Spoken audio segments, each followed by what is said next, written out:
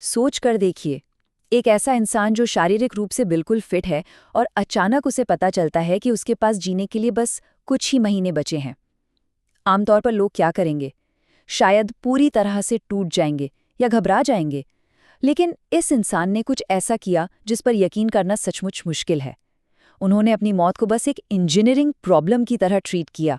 अपने अंतिम संस्कार की तैयारी करने के बजाय उन्होंने ये तय किया कि वो अपना आखिरी लेक्चर देंगे।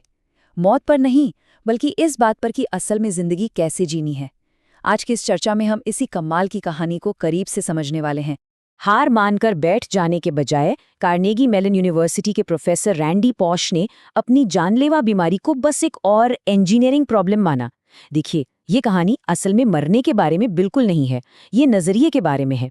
ये इस बात पर है कि जब जिंदगी सामने नामुमकिन चुनौतियां खड़ी कर दे, तब भी कड़वाहट से कैसे बचा जाए।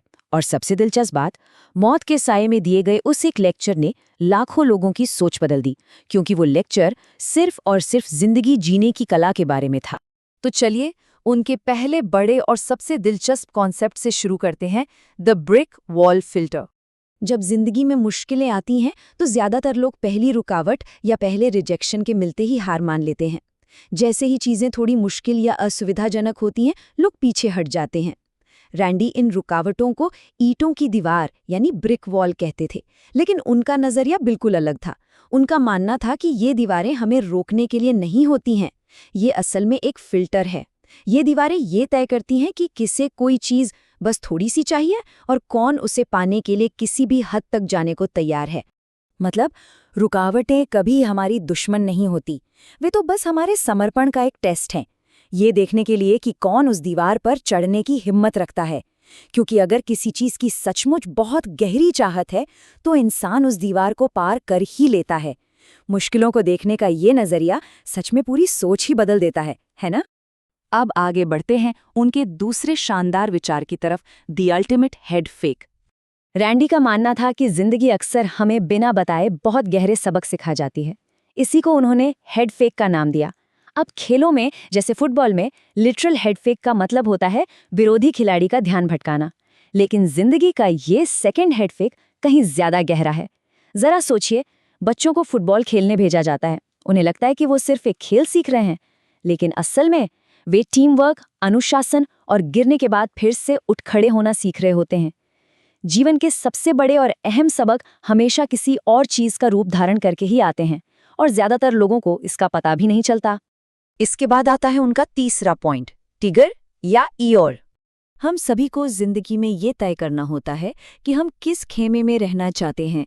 क्या हम विनी द पूह के टिगर की तरह हैं, एकदम मजेदार और ऐसे इंसान जो कमरे में आते ही एनर्जी भर दें, या फिर योर की तरह जो हमेशा उदास रहता है और आसपास की सारी एनर्जी सोख लेता है। पहली बार में सुनने पर यह शायद बच्चों वाली बात लगे, लेकिन ऐसा है नहीं, क्योंकि हमारा रवैया बहुत जल्द एक तरह का इमोशनल ग्रेविटी बन जाता है जो हमारे आसपास की हर स्थिति को प्रभावित करता है। और सबसे बड़ी बात देखिए, रैंडी ने मौत का सामना करते हुए भी टिगर वाली मानसिकता को चुना। हैलोवीन के दिन अपने परिवार के साथ द इनक्रेडिबल सुपर हीरो के कपड़े पहनकर उन्होंने मजाक में कहा कि कीमोथेरेपी ने उनकी सुपर पावर्स को कोई खास नुकसान नहीं पहुंचाया है। उन्होंने उम्मीद को चुना, इसलिए नहीं कि वो हकीकत से भाग रहे थे, बल्कि इसलिए क्योंकि शिकायत करने से कभी कोई प्रॉब्लम सॉल्व नहीं होती। हम सभी के पास एनर्जी लिमिटेड है, तो शिकायत करने में जो वक्त बर्बाद होता है, उसी एनर्जी को हम कुछ नया बनाने, खुद को सुधारने या अपनों से प्यार करने में लगा सकते हैं। इसके बाद वो एक बहुत ही अलग कॉन्सेप्ट पर आते हैं, जिसे उन्होंने नाम दिया द डच अंकल। ज्यादातर लोग ऐसे इंसान से दूर भागते हैं जो बिल्कुल सीधा और कड़वा सच बोलता हो, लेकिन रैंडी के अनुसार ऐसे डच अंकल्स को खुद ढूंढना चाहिए। डच अंकल यानी वो इंसान जो किसी की इतनी परवाह करता है कि उसे वो सच बता सके जो शायद वो सुनना ही नहीं चाहता।